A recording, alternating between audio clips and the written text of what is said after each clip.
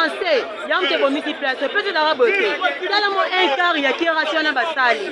Pour ça, la rôle, il y a Nini. Moi, un quart, voilà, merci beaucoup. Mon frère Loba, bon, Nini est combien? Il y a combien ça érosion?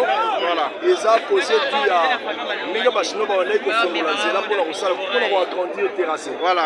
Mais ce qui a fait qui a posé maintenant du temps, coïncidence c'est ça que bah soit qui temps on a eu pour la salle va finissage, il y a terrassé. So moule bêti notamment que bêta qui m'a cassé. Déjà avant-hier, moule c'est déjà fongola qui est là.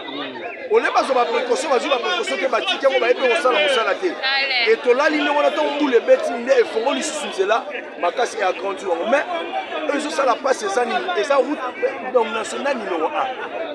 Et ce qu'on tient en gambo pour nos bandits batikali, on a comment va périssable les obéba. Donc comment ni présence à DG ya OVD à Zalia à tout ça là à l'opinion.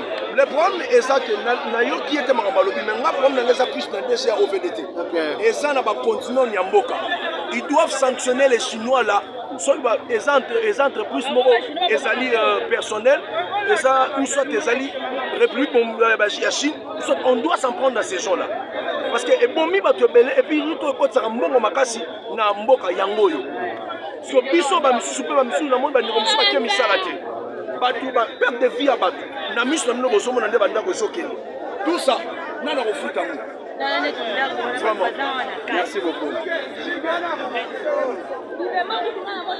Il faut bibembe wana basi amele bibembe 17 bakufi obino bomoni papa omoni sina bana tomona kuna batu bazana kuna na kati na babimite ina kona tomona wana ya baba wana na batol batu bazana na kati na babimite bibembe za wana da mawa okaka peza mawa tano tokanga mina tokabona Kongo satala fufa utaraba Kongo yela ndela hii ba mama ba commerçant na ba commerçant travailler la wa da mawa to suki da yema ko fati beton aya ata beton na kata wa poto recyclage